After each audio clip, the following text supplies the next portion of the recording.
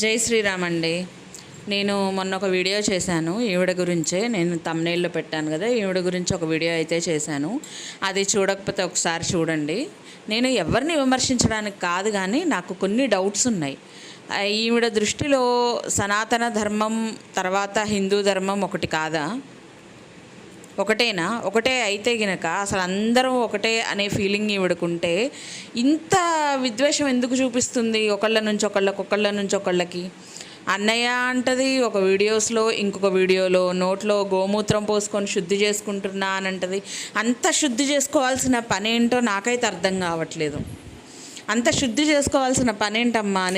నిజాలు తెలిస్తేనేమో గోమూత్రంతో శుద్ధి చేసుకోవడము, అబద్ధాల్లో ఉండి వాళ్ళు అవతలలో నిజాలు చెప్పకపోతే మాత్రం అప్పుడు మంచి నోరు అవుతుందా? ఏమన్నా మాట్లాడితే అవతలోళ్ళ మీద మాట్లాడడం వేరు. కానీ ఇక్కడ వచ్చేసి మీరు బీజేపీకి పనిచేస్తున్నారు, మీరు ఎంత చేసినా బీజేపీ మిమ్మల్ని చూడదు, మోదీ మీకు ఏదో అవకాశం ఇస్తాడని మీరు అలా చేస్తున్నారు అంటే, ధర్మం కోసం పోరాడితే మోదీ వచ్చే అవకాశం ఇస్తాడా? లేకపోతే ఆర్ఎస్ఎస్ బీజేపీ ఇవన్నీ హక్కును చేర్చుకుంటాయనా నీ అభిప్రాయం? లేకపోతే ఆ హక్కును చేర్చుకోవడం కోసం మాత్రమే హిందూ ధర్మం అయితే ఉందా? వాటి కోసం అందరూ పోరాడతారా? పార్టీల్లో చేరడం కోసం మాత్రమే పోరాడతారా? ఇవి నాకు కొంచెం అర్థం కాని విషయాలన్నమాట. దాంతోపాటు శివుడు అంటే నాకు ఇష్టం అంటావు, గుళ్ళేమో పునరుద్ధరిస్తా అంటావు, ఈ గుడి కోసం ఇంత కష్టపడ్డా అంటావు, ఇంత దూరం నుంచి వచ్చినా అంటావు, 2 పిల్లలతో ఇంత దూరం వచ్చి చేస్తున్నా అని మాట్లాడతావు. మరి ఎందుకమ్మా మరి వాళ్ళని వేరు చేసి చూస్తున్నావు?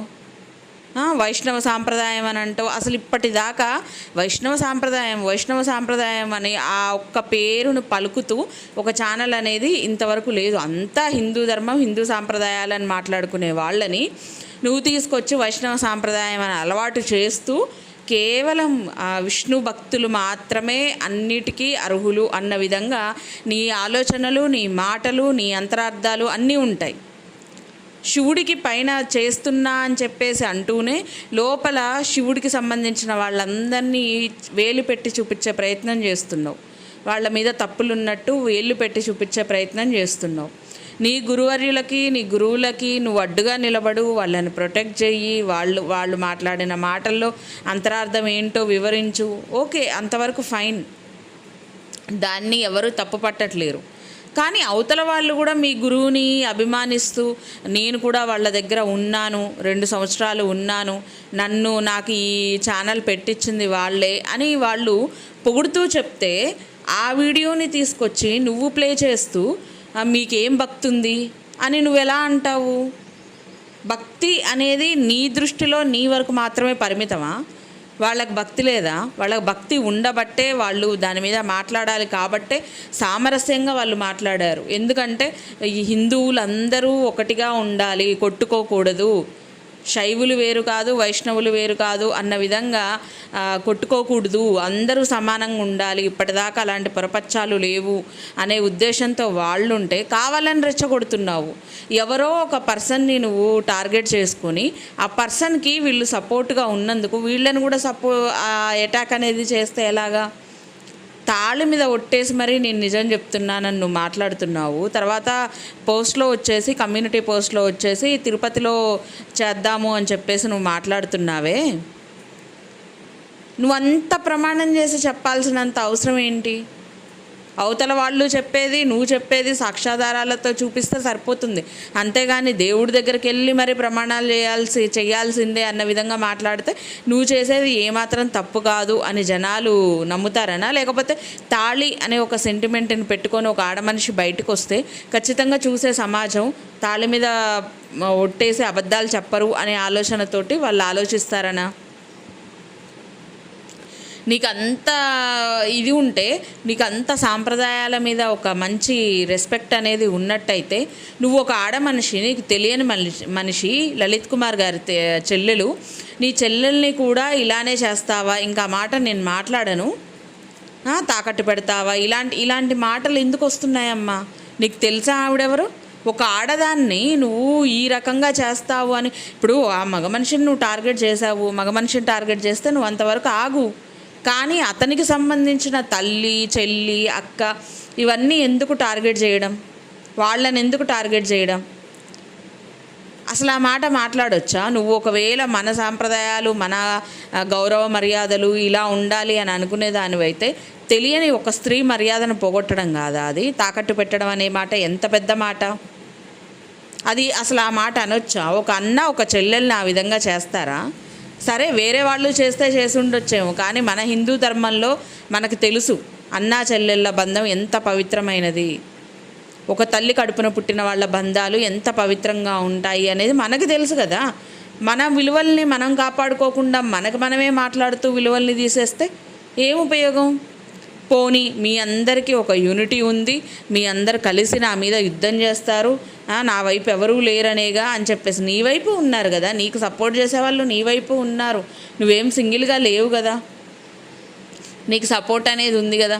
ఒక వీడియో పెడతావు, దానికి ఏమన్నా అనిపిస్తే డిలీట్ చేస్తావు, మళ్ళీ తీసేసి మళ్ళీ ఇంకో రీజన్ ఏదో చెప్తావు. నువ్వు చెప్పే రీజన్ ఏంటంటే వాళ్ళ దాకా వెళ్ళింది, వీళ్ళ దాకా వెళ్ళింది వీడియో, అందుకే తీసేస్తున్నాను అని. సామరస్యం కుదిరింది, కరెక్ట్గా అందరూ పద్ధతులు మార్చుకున్నారు, కరెక్ట్గా ఉంది, అందుకే తీసేశాను అనే నిజం కూడా నువ్వు చెప్పడానికి ఒప్పుకోవు. ఇది అసలు ఎంతవరకు కరెక్ట్? నాకు వీడియోల్లో, నీ వీడియోల్లో కనిపించేది నువ్వు పైకి అనేది ఒక మాట అయితే నీ లోపల ఉండేది ఇంకో భావం కనిపిస్తూ ఉంటుంది. మాటలో వచ్చే ఇది నీ ఫేస్లో కానీ, నీకు ఇంకా ఎక్కడ నీ యాటిట్యూడ్లో కానీ నాకు కనిపించదు. నువ్వు భగవంతుడి మీద భక్తి ఉంది అని చెప్తూనే భగవంతుడిని వేలు పెట్టి చూపించి నీది తప్పు అనే ప్రయత్నం చేస్తున్నావు అని నాకైతే అనిపిస్తుంది. అందరూ ఒకటే అని చెప్తున్నా నువ్వు వైష్ణవ సాంప్రదాయం అని సపరేట్గా మాట్లాడడం దేనికి? అంత మాట్లాడాల్సిన పనేంది? అది మాట్లాడకూడదు కదా. మరి మిగతా దేవుళ్ళ గురించి, దేవీ దేవతల గురించి ఎందుకు నువ్వు మాట్లాడవు? ఎందుకు నువ్వు దాని గురించి చర్చించవు? దాని గురించి ఎందుకు మాట్లాడవు? కేవలం ఆ వైష్ణవ సాంప్రదాయం గురించి మాత్రమే చెప్తావు, వాటి గురించి మాత్రమే మాట్లాడతావు. లేకపోతే నీ మనసుకి ఏది దోస్తే నువ్వు అది మాట్లాడుతూనే పోతావు. నువ్వు రియాక్ట్ అవ్వాలి అన్నప్పుడు హిందూ ధర్మం ప్రకారం ఏదైతే చెడు అవతలుందో దాన్ని పోరాడాలి కదా, స్టాండ్ తీసుకోవాలి కదా. కానీ ఆ స్టాండ్ అనేది తీసుకోవు, కానీ ఇక్కడ మాత్రం వాళ్ళు సనాతన ధర్మాన్ని పాటిస్తున్నందుకు వాళ్ళని టార్గెట్ చేసి నువ్వు చూపించడం ఏం బాగుంది? ఒకళ్ళు కాదు, ఇద్దరు కాదు, కరుణాకర్ గారి మీద చేసావు, లలిత్ కుమార్ గారి మీద చేసావు, దువ్వాడ శివప్రసాద్ మీద చేసావు, వీళ్ళందరి మీద చేసావు. ఏమొస్తుంది? మీలో మీరు కొట్లాడుకుంటే ఏమొస్తుంది? అవతల వాళ్ళందరికీ మనమే విలువ తక్కువ అయిపోతాము, అవతల వాళ్ళందరికీ ఒక చిన్న చూపు మనమే అయిపోతాము.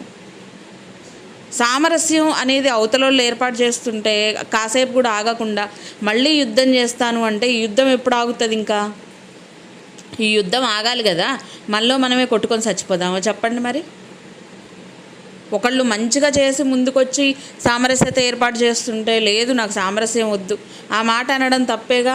ఎవరైతే ఏంది, అడ్డుగా ఎవరుంటే ఏంది, నా గురువు గారు అయితే ఏంది, నేను ఇలానే మాట్లాడతాను అని నువ్వు అన్న మాట వాళ్ళు చెప్పారనేగా నీకు కోపం.